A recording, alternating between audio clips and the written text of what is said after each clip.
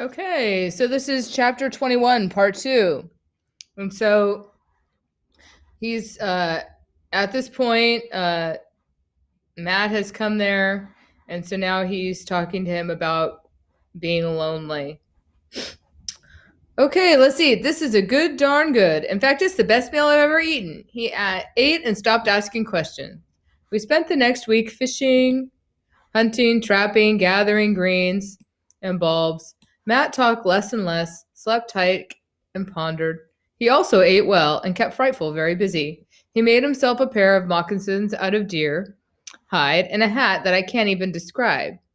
We didn't have a mirror, so he never knew how it looked, but I can say this. When I happened to meet him, as we came fishing along the stream bed, I was always startled.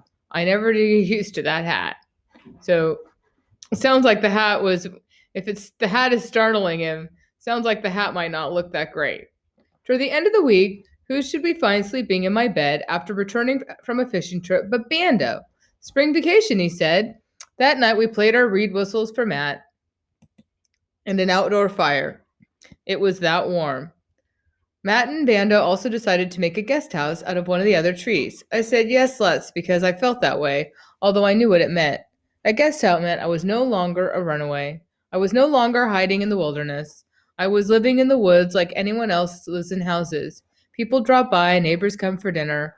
There are 3 meals to get, the shopping to do, the cleaning to accomplish. I felt exactly as when I was home. The only difference was that it was a little harder to visit out here, but not too hard. There's that Matt and Bando. It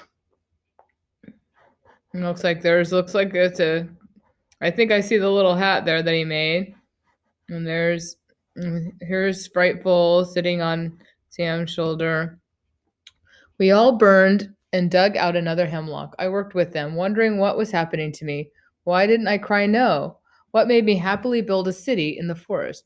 Because that is what we were doing. When the tree was done, Bando had discovered that the sap was running in willow trees and that the limbs were just right for slide whistles. He spent the evening making us trombones. We played them together. That word, together, maybe that was the answer to the city. Matt said rather uncomfortably just before bedtime, there may be some photographers in these hills. Hmm. So do you think what do we think?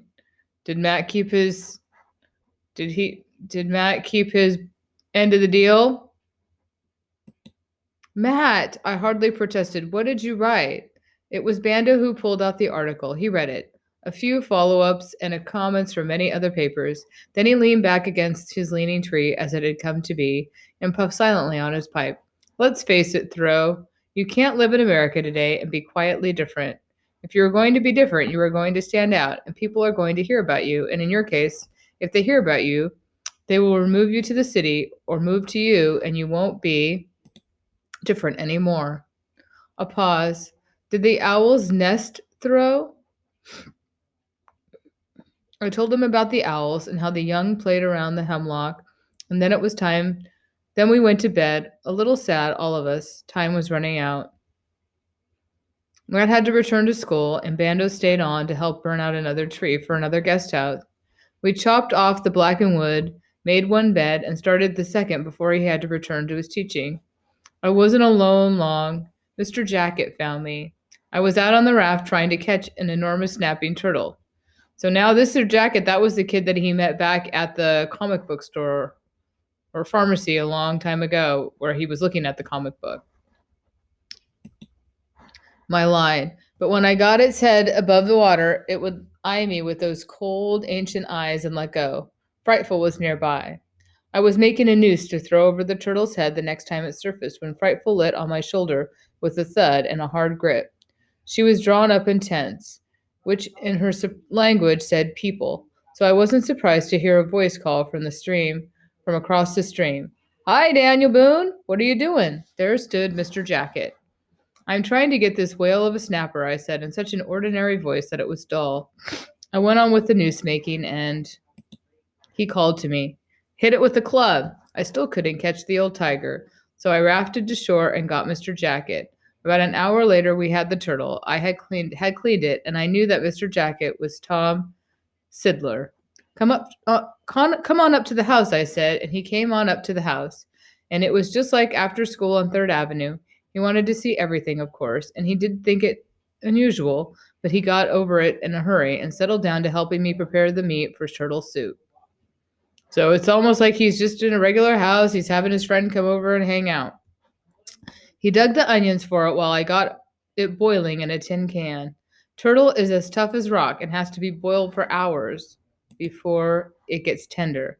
We flavored the soup with hickory salt and cut a lot of Solomon seal tubers into it. Tom said it was too thin, and I thickened it up with mashed up nuts. I had run out of acorn flour. I tried some orris root in it. Pretty fair. Want to stay and eat it and spend the night? I asked him somewhere along the way. He said sure, but added that he had better get home and tell his mother.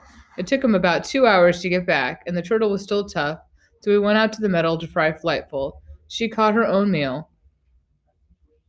We tied her to her perch and climbed into the gorge until almost dark. We ate turtle soup. Tom slept in the guest tree. I lay awake wondering what had happened. Everything seemed so every day. I liked Tom and he liked me, and he came up often, almost every weekend.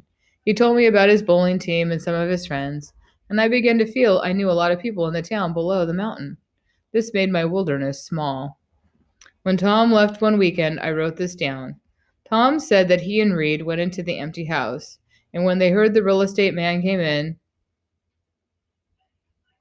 they slid down the laundry chute to the basement and crawled out the basement window. He said a mountain main broke and flooded the school grounds, and all the kids took off their shoes and played baseball in it. I drew a line through all this, and then I wrote, I haven't seen the bear and weasel. I think he has deserted his den by the boulder. A catbird is nesting nearby.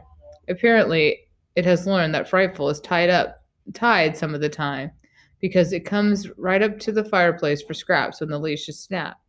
I drew a line through this too, and filled up the rest of the piece of bark with a drawing of Frightful. I went to the library next day and took out 4 books. Aaron came back. He came right to the hemlock forest and called. I didn't ask him how he knew I was there. He stayed a week, mostly puttering around with the willow whistles. He never asked what I was doing on the mountain.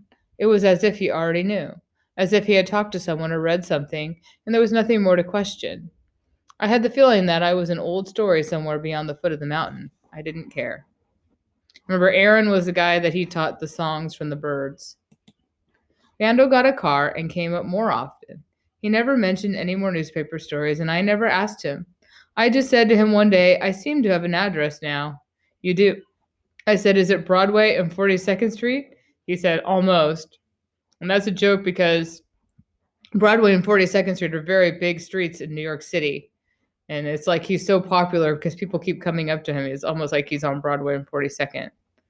His eyebrows knitted and looked at me sadly. It's all right, Bando. Maybe you better bring me a shirt and some blue jeans when you come next time. I was thinking if they haven't sold that house in town, maybe Tom and I could slide down the laundry chute. Bando slowly turned a willow whistle over in his hands. He didn't play it.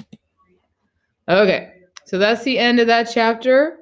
Go ahead and answer the questions for today. Thank you.